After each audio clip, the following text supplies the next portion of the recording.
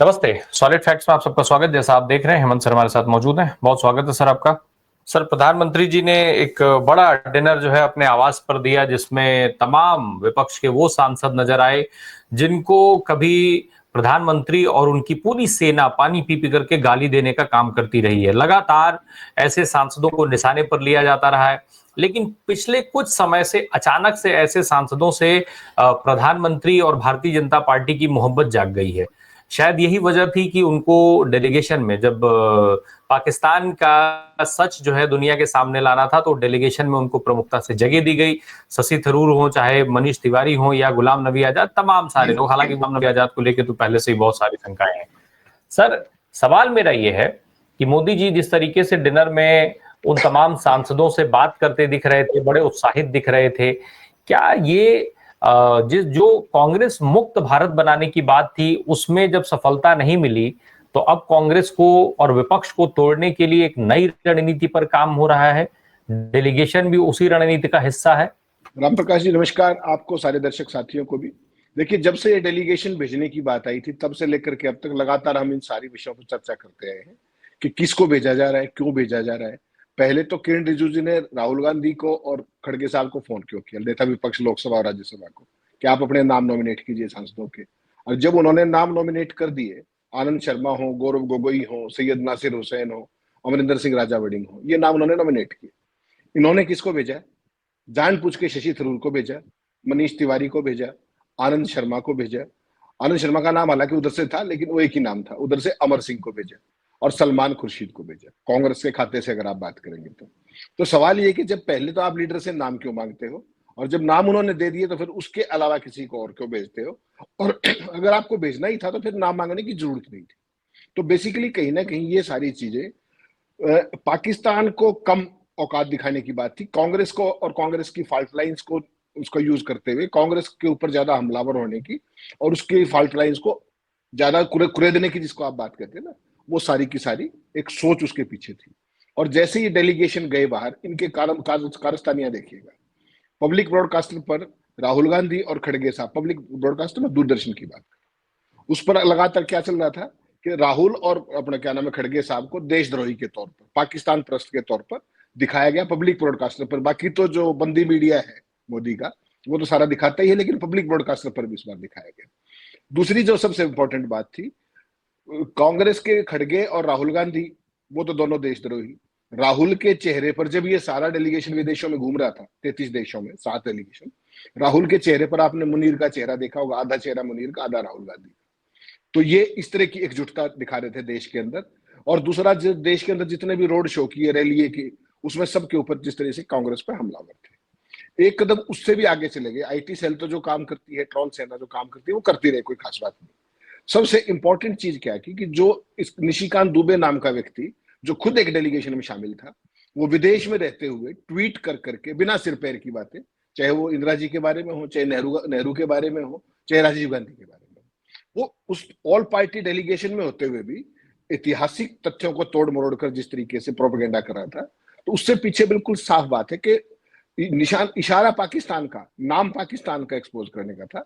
लेकिन हमला ये कर रहे थे बेसिकली मोदी और उनकी पूरी की पूरी जो सेना है, उनके निशाने पर राहुल गांधी और कांग्रेस ही थे। तो किस तरह की एकजुटता ये दिखा रहे थे, ये दिखाने की बात है पूरी दुनिया में। और क्या हासिल करके आए, उस पर कोई बात करेगा नहीं, कोई पूछने वाला है नहीं। एक जेडी वेंस के साथ जो मुलाकात हुई है 20 मिनट की, अगर उसको छोड़ दें तो उसके बाद ये उसका किसी भी देश के अंदर इनकी क्या अचीवमेंट रही, जरा सरकार बता दे। लेकिन वो नहीं, वो जो हमने पहले ही कहा था, ये फुल्ली पेड ट्रिप है, इसमें कोई बहुत ज्यादा, इसके पीछे कोई ज्यादा ना निकाले। मेरा साधारण सवाल दर्शकों से है, जब डॉक्टर मनमोहन सिंह की सत्ता के दौरान जब पाकिस्तान के आतंकी हमले होते थे, किस तरीके से पाकिस्तान को हर बार पूरी वर्ल्ड कम्युनिटी में आइसोलेट किया गया डिप्लोमेसी के द्वारा, सारी दुनिया ने देखा, भारत ने भी देखा। और ऐसा नहीं कि सर्जिकल स्ट्राइक पहली बार हुए, कई बार वहां पे सर्जिकल स्ट्राइक जनरल्स ने बताया, जनरल डीएस हुड्डा ने डेट वाइज बताया कि इन डेट्स में यहाँ इसी सेक्टर के अंदर वो हुए थे सर्जिकल स्ट्राइक। उन्होंने तो कभी ढोल नहीं पीटा, इन्होंने हर बार ढोल पीटा। क्या कहते थे कि पाकिस्तान जब हमला करता है, आतंकी हमला करता है, तो अमेरिका जाते हुए रोते, देखिए हमें इन्हें मारा है, तो अब पाकिस्तान जाओ ना। तो अब तो सेना ने पाकिस्तान पे सारी चीजें कर दी थी, उसको सीज फायर किसने किया? और मनमोहन सिंह तो, अगर मोदी जी की शब्दों में बात करें, तो मनमोहन सिंह तो मान लीजिए अमेरिका जाते थे, खुद जाते थे, बातचीत करते थे, पाकिस्तान को आइसोलेट करते थे। आपने तो अपने 51 सांसद ऑल पार्टी के 33 देशों में भेज दिए, और ऐसे देश जिनको नक्शे पे भी ढूंढना बहुत मुश्किल है, वहां कौन सी डिप्लोमेसी कर रहे थे? और प्रधानमंत्री जो पिछले 11 साल से डंका बजाते घूम रहे हैं, उसके बाद हालत ये होगी कि ट्रैक 1 और ट्रैक 2 डिप्लोमेसी की बजाय सांसदों को भेजना पड़ा। सांसद बेचारे क्या करेंगे? जो काम प्रधानमंत्री 11 साल के वर्ल्ड टूर के पैकेज में नहीं कर पाए, जयशंकर नहीं कर पाए, वो ये सांसद 2-2 दिन में क्या कर लेंगे? और वही सारी फॉल्ट लाइन सामने आई। जिस भी देश के अंदर गए, वहां एनआई ने स्वागत किया, अपना जो इंडियन हाई कमीशन है, इंडियन कॉन्सुलेट्स हैं, वहां बैठ के इंडियन डायस्पोरा से बात कराए। उसके बाद जो थिंक टैंक थे उनसे वहीं पे बात कर ली। किसी विदेशी हस्ती से कितनी मुलाकातें करके क्या निकला, जरा बता दें देश को। केवल जेडी वेंस से मुलाकात को आप कह सकते हैं, लेकिन उसके बावजूद, वो लास्ट वीक हुई थी अगर आपको ध्यान हो तो, उसके बावजूद ट्रंप ने 2 बार फिर बता दिया कि भारत और पाकिस्तान का सीज फायर मैंने कराया। 2 बार बता चुके उसके बाद। और उसके बाद जिस तरीके से आपने देखा न्यूयॉर्क के एयरपोर्ट पे इंडियन स्टूडेंट जो वीजा लेकर के गया था, उसको किस तरीके से हथकड़ी और बेड़ियों में उल्टा गिरा करके पुलिस ने पीटा और पाशविक व्यवहार किया। तो जेडी वेंस से भी मुलाकात का क्या निकला जमा हासिल, वो भी बता दें देश को। बेसिकली क्या है, कल शाम की तमाम पिक्चर्स मैंने भेजी आपको, ये पिक्चर्स दिखाइएगा दर्शकों को। इन तस्वीरों में मोदी जी देखिए, अपनी पार्टी के एमपीज की बजाय दूसरी पार्टियों के एमपी से गलबाइया करते दिखाई दे रहे, शाबाशी देते हुए दिखाई दे रहे। इसमें एक्चुअली है क्या? क्या नाम है, राम प्रकाश जी, इसको बिटवीन दी लाइंस देखने की जरूरत है। ये भारतीय जनता पार्टी के कंप्लीट खोखलेपन का एक बहुत जीवंत उदाहरण है जो सामने दिख रहा है आपको। सलमान खुर्शीद हो, शशि थरूर हो, आनंद शर्मा हो, मनीष तिवारी हो, सारे के सारे कांग्रेसी। गुलाम नबी आजाद पूर्व कांग्रेसी। भाजपा के अंदर जो टैलेंट डेफिसिट मोदी और शाह के समय में आया है, वो भूतों ने भविष्य है। टैलेंट नाम की कोई चीज ही कैबिनेट के अंदर नहीं थी। या तो आप ट्रॉल हो या भगत हो। मतलब बेसिकली यहाँ देखिए कितने बड़े बड़े नाम होते थे, सुषमा स्वराज, अरुण जेटली और तमाम जो प्रमोद महाजन, पता नहीं कितने नाम आप गिन सकते हैं, मुरली मनोहर जोशी, लाल कृष्ण आडवाणी। आज उसको किसने रिप्लेस कर दिया है? People like Nishikant Dubey and others. तो ये टैलेंट डेफिसिट कहीं ना कहीं दिखाता है। और जिस तरीके से अपना खोखलापन कम करने के लिए दूसरी पार्टियों के चेहरों के कंधों पे हाथ रख के किसी के फादर की हालचाल पूछना, किसी की कमर की तबीयत का हालचाल पूछना, वो उन पर एक डोरे डालने के समान है। अब मुझे एक बात बताइए, आप गए तो थे एकजुटता दिखाने के लिए, और कांग्रेस पार्टी के अंदर की फॉल्ट लाइंस को आप यहां भी एक तरीके से छेड़खानी करके उसको कुरेदने की कोशिश कर रहे थे। तो अल्टीमेटली तो आपका टारगेट तो एकजुटता की बजाय कहीं ना कहीं कांग्रेस को कमजोर करना और कांग्रेस की जो खामियां हैं उनको उजागर करना ज्यादा नहीं। अब इन सांसदों की जो चले तो गए, ठीक बात है, शशि थरूर चले गए, मनीष तिवारी चले गए, लेकिन इनका अब इनका अब क्या रह जाएगा पार्टी के अंदर? क्या उनकी क्रेडिबिलिटी उनकी डाउटफुल नहीं हो जाएगी? उनकी सिंसियरिटी डाउटफुल नहीं हो जाएगी? और या क्या ये यही नहीं चाह रहे थे, या मोदी जी का इसके पीछे कोई और पर्पस था? यहां तो हालत ये हो रखी है, प्रधानमंत्री जी ने कल वीडियो जारी किया, प्रधानमंत्री जी के वहां से ये वीडियो अगर आप देखेंगे तो इसके अंदर भी आवाज नहीं है कि ये नई चीज आ गई बीजेपी की।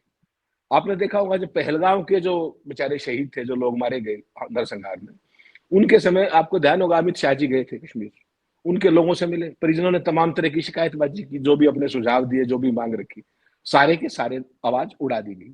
और जो सरकारी एजेंसी बन चुकी है आजकल नई, उसने आवाज हटा दी, पिक्चर सब चल रही थी और उसमें शाही शाह थे। तो कम्युनिकेशन से इतना डर क्यों लगता है आपको? एक डेमोक्रेटिक सेटअप है भाई, जो कुछ भी बातचीत, और ये तो कल जो था इनफॉर्मल गेट टुगेदर थी, डिनर था, इसको भी जारी करने में क्या परेशानी थी? यानी कि प्रधानमंत्री जी मिलना भी चाहते हैं, गल भैया भी करना चाहते हैं, लेकिन उस आवाज को बाहर नहीं आने देना चाहते, उस निकटता को नहीं दर्शाना चाहते आवाज के माध्यम से। बाकी तो सारी चीजें थी, तो कौन सा डर है? ये खेल क्या है उसके? एक चीज है हेमंत सर, जो कांग्रेस मुक्त भारत के बनाने के सपने के साथ मोदी जी ने देश की राजनीति जिसकी शुरुआत की थी, लगातार हर मंच पर वो ये बात कह रहे थे कि बस कुछ समय में कांग्रेस मुक्त भारत बना देंगे और इत्यादि। अब वो कांग्रेस मुक्त भारत तो बना नहीं, कांग्रेस युक्त भाजपा जो बन गई, उसका कहीं ना कहीं जो है उसका डर, उसकी दिक्कत, अब उन्हें ये समझ में आ गया है भाई राज्यों में भी सरकारें कांग्रेस की बनती दिख रही, इंडिया गठबंधन बन गया, तमाम सारा पूरा विपक्ष एक मंच पर आकर के खड़ा हो गया। इन सारी चीजों ने मोदी जी को मजबूर कर दिया है कि जो बचे खुचे लोग हैं उनके ऊपर डोरे डाले जा रहे हैं एकजुटता के बहाने।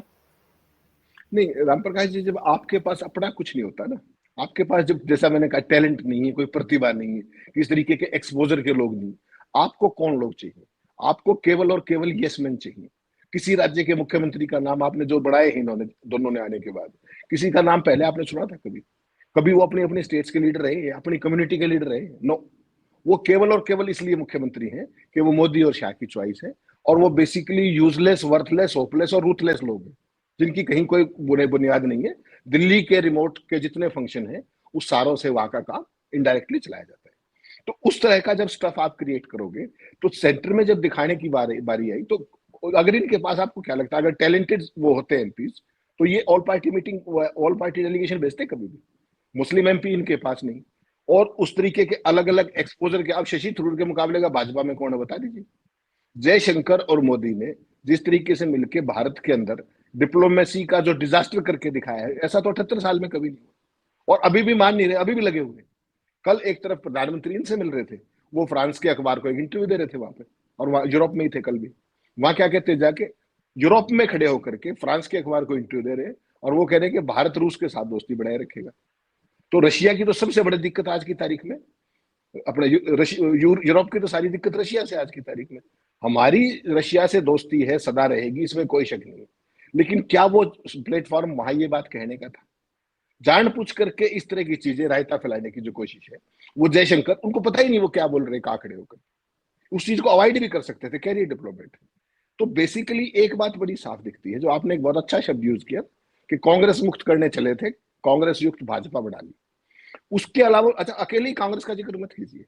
किसी भी प्रदेश के अंदर चुनाव लड़ने जाते हैं, वहां के जो सेकंड लाइन और थर्ड लाइन के जिस भी पार्टी के लीडर हैं, उनको येन केन प्रकरण, राजी खुशी, प्रलोभन या भय, एजेंसियों का भय, उन सब के मिक्सचर से ही आप सारे के सारे अपनी भानुमति का कुंडा प्रधानमंत्री ने और अमित शाह ने जोड़ लिया। हर चीज को मास्टर स्ट्रोक बताते हैं। जिसको महाराष्ट्र में खड़ा होकर के चुनाव से पहले कहते हैं कि इसने 60,000 करोड़ घपले किए, उसको जेल में डालने की बजाय वो शपथ ले रहा होता है डिप्टी सीएम की। देखा आपने? हर एक स्टेट के अंदर भ्रष्टाचार मुक्त भारत भी करने चले थे, भ्रष्टाचार मुक्त, भ्रष्टाचार युक्त भाजपा कर दी। जितने भ्रष्टाचारी थे वो सारे के सारे भाजपा में आ चुके। उनके ऊपर जितने ईडीआई सीबीआई के केस थे, वो सारे पिछले बैकवेयर बेंच में चले गए। तो इनका बेसिकली क्या है कि इनको किसी भी कीमत पर सत्ता चाहिए, और टैलेंट अपने पास ना हो तो बाहर से इंपोर्ट करके देख लो। जो असम के मुख्यमंत्री हेमंता बिस्वा शर्मा, उसके बारे में प्रधानमंत्री जी और अमित शाह जी के पिछले वीडियो निकाल के देख लीजिए, क्या क्या कहा है, क्या क्या कहा है। किताबें निकाली है, बुकलेट निकाली है अमित शाह जी ने, सारी चीजें। और आज वो उनके सबसे प्रिय हैं, पूरा नॉर्थ ईस्ट उनको सौंप रखा है एक तरीके से। तो ये जो कुछ कहते हैं, इसका मतलब ये उसका कोई अर्थ नहीं है।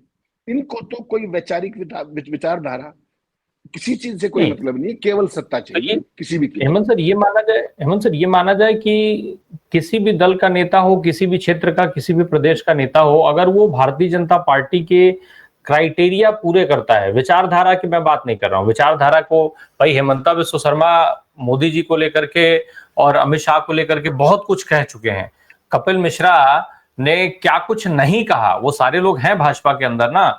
और नीतीश कुमार जब उनका साथ छोड़े तो उसके बाद उन्होंने क्या कुछ नहीं कहा। अमित शाह यहां तक कहे आए कि उनके लिए दरवाजे बंद हैं, लेकिन क्या दरवाजे बंद रख पाए? तो ये सारी चीजें। सर सवाल मेरा ये है कि विचारधारा नहीं, केवल और केवल भारतीय जनता पार्टी का वो क्राइटेरिया जो नेता फुलफिल करता हो, जो एकमात्र ये है कि आप किस तरीके से राहुल गांधी को गाली दे पाते हैं, किस तरीके से कांग्रेस पार्टी को कोस पाते हैं, कितने खराब शब्दों में, कितनी खराब और निचले स्तर की भाषा का इस्तेमाल करके राहुल गांधी और गांधी परिवार और कांग्रेस पार्टी के नेताओं को आप गाली दे पाते हैं। जो नेता ये क्राइटेरिया फुलफिल करता है उसके लिए भाजपा के दरवाजे खुले हैं। बिल्कुल सही डायग्नोज किया आपने। हकीकत यही पैरामीटर्स है। जो इन पैरामीटर्स पर खरा उतरे, उसको ये अपने यहाँ लाने को तैयार है, उसको लोकसभा की टिकट देने को भी तैयार है, राज्यसभा की टिकट देने को भी तैयार है। और बहुत सारे ऐसे कलाकार हैं जिनको कांग्रेस के तमाम स्टेट्स में, आप देखिएगा, नजर दौड़ाइएगा, जिनको कांग्रेस में रहते हुए मुख्यमंत्री से नीचे कोई गवारा नहीं था, कुछ भी गवारा नहीं था। ये उनकी ट्यूनिंग क्या करते हैं, उनको लेकर के आते हैं, कुछ महीने इंतजार कराते हैं, कूलिंग ऑफ में रखते हैं, उसके बाद उसको तमाम अलग अलग पदों पर, किसी को मंत्री बना दिया, किसी को विधायक बना दिया, किसी को लोकसभा की टिकट दे दी, किसी को राज्यसभा की दे दी। लेकिन उन सबको कांग्रेस में मुख्यमंत्री नीचे कुछ नहीं चाहिए होता, तो पहले ये उनको लाते हैं, फिर उनका बुखार उतारते हैं, उनको भाजपा में जो सरेंडर करने की जो वो है उसमें लाते हैं, और बाद में जाकर के उनको जो भी उनके हिसाब से कोई छोटा मोटा वो टुकड़ा दे करके और सत्ता की भागीदारी सुनिश्चित करा देते हैं। इसमें विचारधारा कहीं नहीं है, इसमें सिद्धांत कहीं नहीं है, इसमें विजन कहीं नहीं है, इसमें बेसिक केवल अपॉर्चुनिज्म है, पॉलिटिकल अपॉर्चुनिज्म जिसको आप कहते हैं। और वो सारी चीजें आप लगातार देखिए, कैप्टन अमरिंदर सिंह कब के जा चुके हैं बीजेपी के अंदर, कहाँ है आजकल वो, सुना आपने नाम कहीं? बीजेपी में गए, सुनील जाखड़ भी गए, क्या मिला उनको? कुछ नहीं मिला। यहाँ तो मुख्यमंत्री से कुछ नहीं चाहिए उनको। और ये जो मनीष तिवारी हैं, ये भी कैप्टन अमरिंदर के सबसे क्लोज रहे, उन्होंने इनको एमपी भी बनाया था, वास्ट चुनाव जिताया था। इस बार ये चंडीगढ़ से एमपी है। तो कहीं ना कहीं वो जो स्लीपर सेल्स जो कांग्रेस में थे, कभी अब वो बीजेपी में चले गए, तो अब जो बीजेपी को जिन जिन लोगों को चाहिए उनके थ्रू उन पे डोरे डालते हैं और उनको तमाम तरह के प्रलोभन दे करके अपने यहाँ लाने में उसकी कोशिश करते हैं। पंजाब के अंदर बेर सिंह के पोते को जिस तरीके से लेकर के आए, बताइए, वो तो चुनाव भी हार गया था, उसके बाद राज्यसभा के बाद यहाँ क्यों? क्योंकि वहां पर एक खास तरीके का माहौल बना करके पंजाब के चुनाव पर नजर है। भाजपा का पंजाब में अपना कुछ नहीं है, कुछ भी नहीं, ना पहले था ना इस बार भी कुछ है, चाहे कुछ भी कर ले। तो वैसे में फिर क्या है, फिर हिंदू सिख, वहां हिंदू मुस्लिम तो हो नहीं सकता, फिर वहां हिंदू सिख कुछ कर लो, कुछ और कर लो। बेसिकली जिस तरीके से अभी पानी का विवाद हरियाणा के साथ हुआ, आम आदमी पार्टी, आप सोच सकते हैं कि इस तरह की चीज जो हरियाणा की भी राजनीति करती है, दिल्ली की भी करती है, और उसको किस तरीके से चलने दिया गया, जो है ना कोर्ट में मदद मिली ना कुछ, जैसा हुआ होता रहा। तो ये बेसिकली एक खास तरीके की पॉलिटिक्स है और इसके मूल में है डिवीजन, विभाजन, वर्टिकल डिवीजन।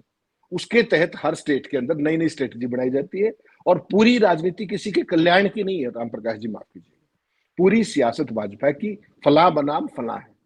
और वो बनाम कौन है?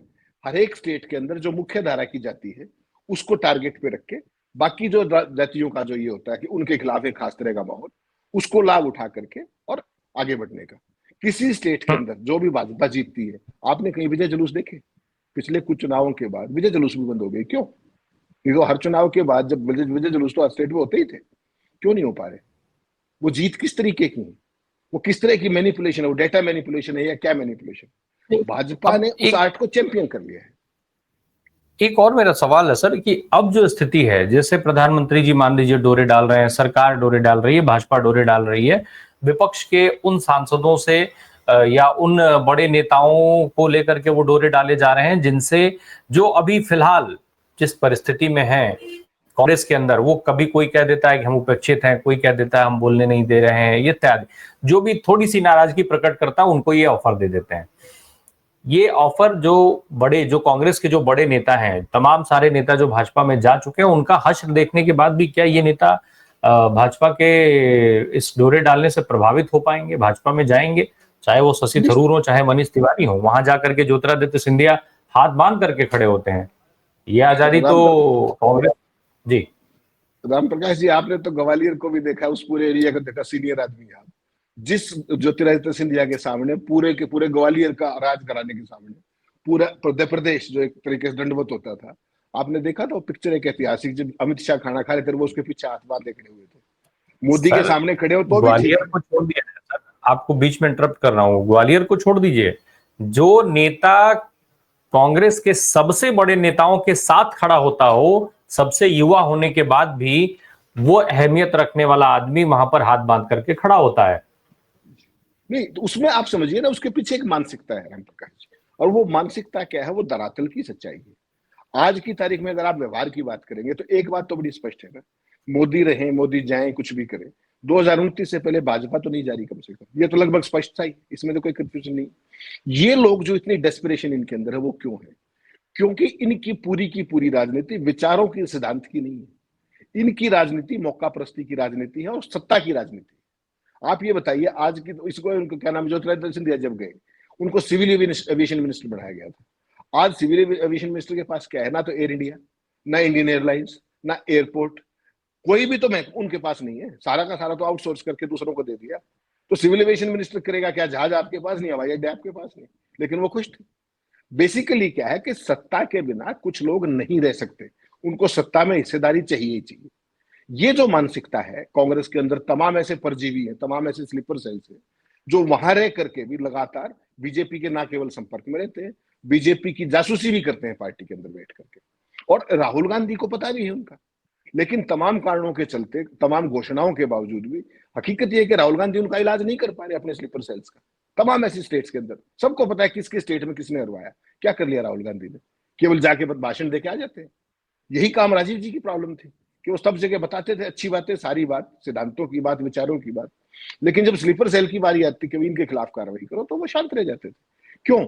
क्योंकि उनका बहुमत इतना हो चुका है पार्टी में और वो इतनी ताकतवर हो चुके हैं कि जिस स्टेट के अंदर भी वो पार्टी कंप्लीटली उनके कंट्रोल के अंदर है। उन्होंने पार्टियां हाईजेक कर ली, वो खा पी के इतने मोटे हो गए, इतने स्वस्थ हो गए कि पूरी पार्टी उनकी जेबों में है। तो उनके ऊपर हाथ डालने का मतलब है पार्टी की पूरी स्टेट उसको, या तो राहुल गांधी मिस एडवेंचरस हो जाए या फिर उनके सामने स्कम्प करके, जो हो रहा है अभी चल रहा है। तमाम स्टेट्स जिनके अंदर कांग्रेस के हारने का कोई मतलब नहीं था, वो स्टेट्स हारे ना कांग्रेस ने। उसके पीछे क्या कारण था कि आपने आउटसोर्स कर दिया। तमाम ऐसे नेता जो खुद चले आ रहे हैं दशकों से, जो बुजुर्ग भी हो गए, सारी बात होगी, वो या उनके बेटे, उसके अलावा तो कुछ नहीं, किसी और की तो कोई गुंजाइश नहीं। इस स्थिति ने कांग्रेस को यहां पहुंचाया है। राहुल गांधी की पीड़ा है ये, उसको समझते हैं, उसको बार बार एक्सप्रेस भी करते हैं, लेकिन जब सर्जरी की बारी आती है तो फिर पीछे हट जाते हैं ठिठक करके।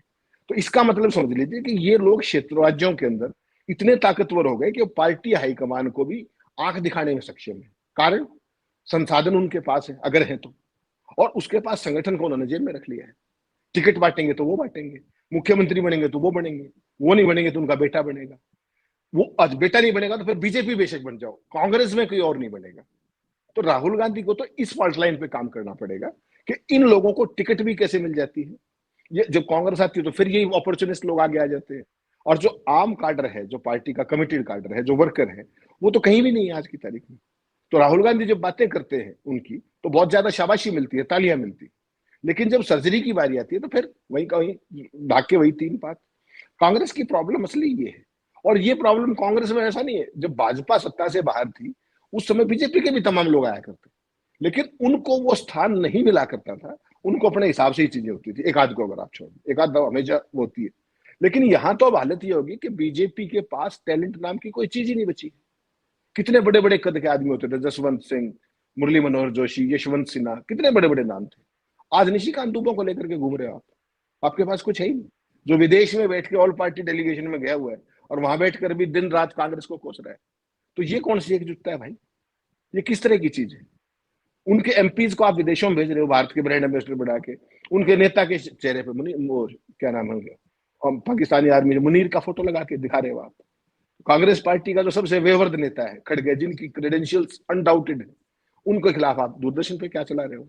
देशद्रोही, पाकिस्तानी, पता नहीं क्या क्या। तो ये बेसिकली एक नया नैरेटिव है, केवल केवल हम और हमारी सियासत, उसके अलावा कुछ नहीं। इसके लिए जो करना पड़े वो करते हैं। मीडिया कंप्लीटली बंदी बना लिया है। बंदी मीडिया इस देश के अर्जित लोकतंत्र का हत्यारा है। मैं फिर रिपीट कर रहा हूं, अगर मीडिया सवाल, जो सवाल आप और मैं बात कर रहे हैं जिन पे, अगर मीडिया इन पे बात करने लग जाए। कल जब रात को प्रधानमंत्री जी इन सारे एमपी से मिल रहे थे, किसी चैनल पे आपने ये डिबेट देखी कि इन्होंने क्या अर्जित किया 33 देशों में? देश के तो करोड़ों रुपए बर्बाद हो गए। जो काम प्रधानमंत्री नहीं कर पाए, जो काम जयशंकर नहीं कर पाए, जो हमारे हाई कमीशन नहीं कर पाए, जो हमारे एम्बेसडर्स नहीं कर पाए, ये एमपी 2-2 दिन में उन देशों में क्या कराएंगे? और जो 33 देश जिनके अंदर ये गए हैं, 7 डेलीगेशन, 51 उसमें सांसद, उनमें सब में अलग अलग बता सकते हैं कि वहां क्या क्या इनका हो रहा। किसी अखबार को वहां इंटरव्यू दिया हो, कहीं की मीडिया ने इनको कवरेज दिया हो, कहीं के डिप्लोमेट से इनकी मुलाकात हुई हो, कहीं के प्रधानमंत्री, होम मिनिस्टर, किसी विदेश मंत्री से कोई मुलाकात हुई, नथिंग। तो घूम फिर के आ गए अपने। ठीक, प्रधानमंत्री को भी एक इवेंट क्रिएट करनी थी, उनको भी पता था इसमें क्या होने वाला है, और वो कल बड़े चौड़ा होकर बता रहे थे वहां पे कि हमने वहां ये कर दिया, वो कर दिया। प्रधानमंत्री जी लहलोट थे, बढ़िया कि आगे भी इसको इश्यूलाइज करूंगा। तो ये सारी चीजें हो रही है राम प्रकाश जी। ये वही ऑप्टिक्स और थिएट्रिक्स वाली जो डिप्लोमेसी जिसकी हम बात करते हैं, वो सिलसिला जारी है। और जो प्रधानमंत्री ने कल कहा, उससे तो यही लगता है कि आगे भी जारी रहेगा। डिप्लोमेसी कहीं भी जाए, ऐसा डिप्लोमेटिक डिजास्टर 78 साल में तो देश ने देखा नहीं कि अकेले खड़े हो, आपका नाम लेने वाला भी कोई नहीं बचा दुनिया में। बता दीजिए। ये जो स्थिति बनी, निश्चित तौर पे अब फिलहाल उसको प्रधानमंत्री भाजपा अपने लिए एक नया मौका देख रहे हैं। अब ये मौका कितना सफल होता है ये देखने वाली बात होगी। क्या सत्ता के लालच में ये सांसद, जो जिनको इन विपरीत परिस्थितियों में भी कांग्रेस ने वो सब कुछ दिया जो दिया जा सकता था, क्या सत्ता के लालच में ये सांसद भी वहां भाजपा में शामिल होते हैं? ये भी देखने वाली बात होगी। और मुझे लगता है देश के लोगों को भी इस पर उतनी ही पैनी नजर रखनी चाहिए जितनी भारतीय जनता पार्टी रख रही है। बहुत बहुत धन्यवाद हेमंत सर हमसे बात करने के लिए। Thank you so much.